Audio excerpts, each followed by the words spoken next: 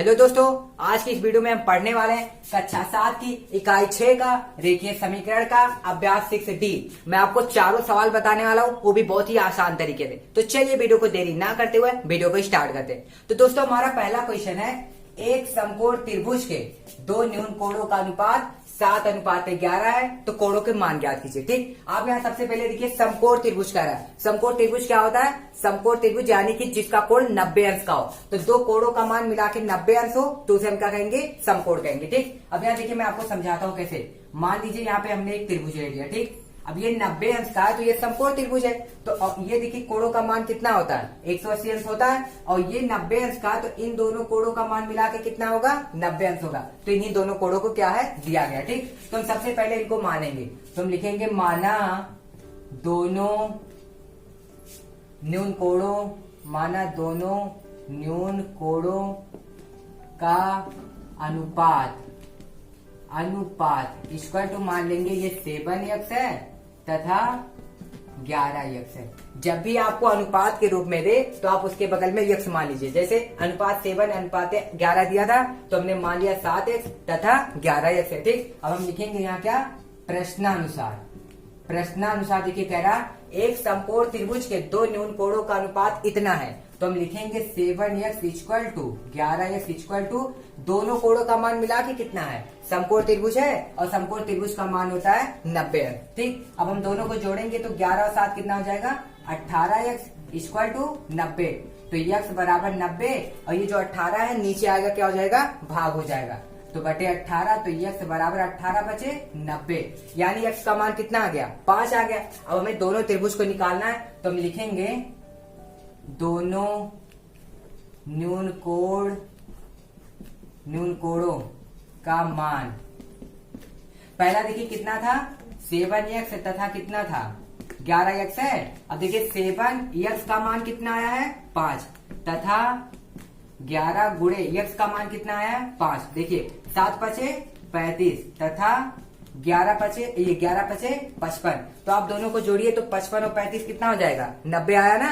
तो दो सम देखिए समकोण त्रिभुज दोनों कोणों का मान कितना आ गया? 90 अंश आ गया। तो हमारा दूसरा क्वेश्चन है, दो कोटि पूरक कोणों का अंतर 20 अंश है, प्रत्येक कोण की माप बताइए। ठीक, तो हम मानेंगे माना पहला कोण कितना है? x है। और दूसरा कोण यहाँ पे मान लेते हैं, दूसरा कोण देखिए दो कोटि पूरक कोणों का अंतर कितना है? 20 अंश है। तो पहला कोण अगर x है तो दूसरा हो जाएगा x माइनस कितना?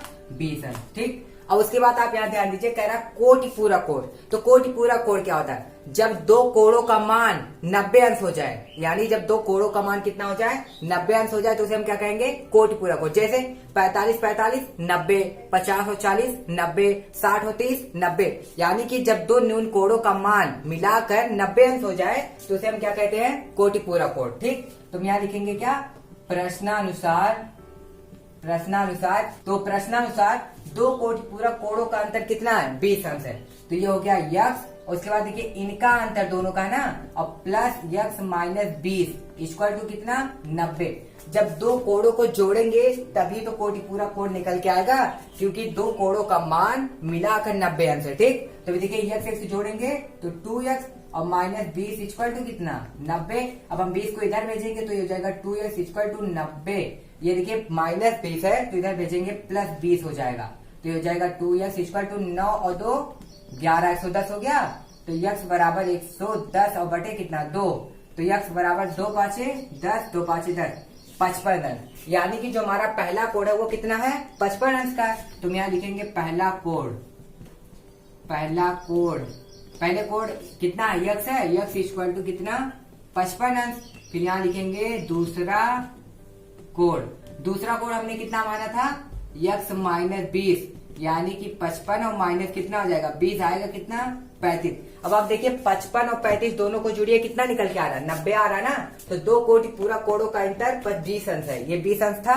देखिए अब दोनों कोणों को आप जोड़ते हैं तो कितना आ गया? कोटि पूरक कोण आया। तो हम लिख देंगे अतः दोनों कोण, यहाँ हम लिख के दिखा देते हैं आपको, अतः दोनों कोणों का मान 55 अंश तथा 35 अंश है। तो हमारा तीसरा क्वेश्चन है, दो संपूरक कोणों का अंतर 40 अंश है, प्रत्येक कोण की माप क्या है। ठीक, हमें दोनों कोणों की क्या बताना है, मान बताना है। ठीक, तो हम लिखेंगे माना हमारा पहला कोण जो है, माना पहला कोण इक्वल टू x अंश है, तो मानेंगे फिर क्या, दूसरा कोण।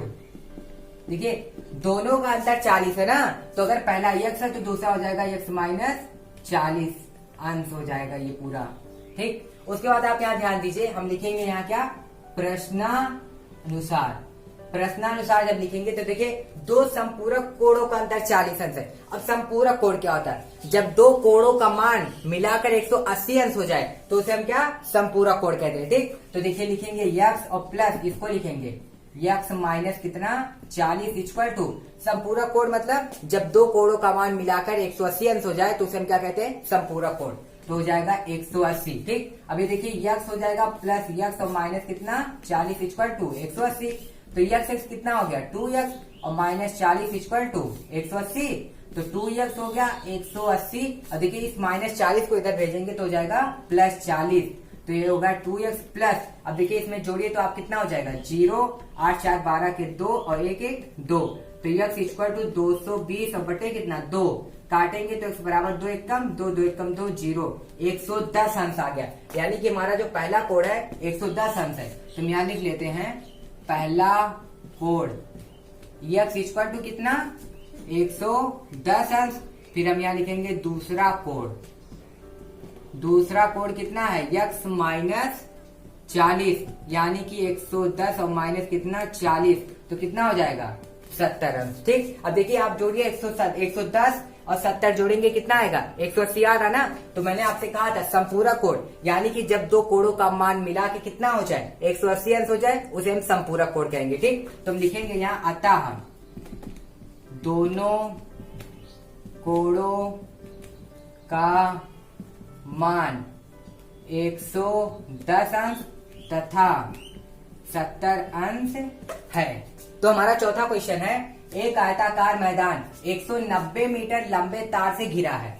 यदि मैदान की लंबाई उसकी चौड़ाई की 1.5 गुनी हो, यानी कि जो लंबाई है मैदान की वो चौड़ाई की कितनी है 1.5 गुनी है, तो मैदान की लंबाई और चौड़ाई अलग अलग ज्ञात कीजिए। ठीक, तो सबसे पहले हम समझेंगे एक आयताकार मैदान जो 190 मीटर है इसको समझेंगे।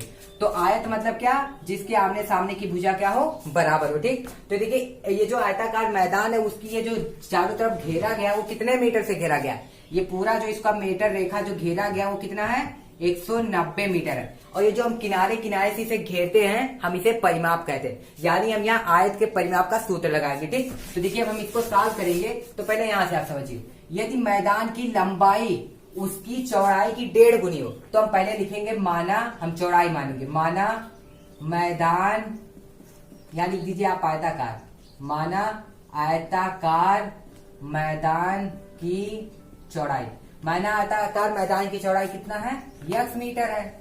तो यहाँ पर हम लिखेंगे आयताकार मैदान की लंबाई।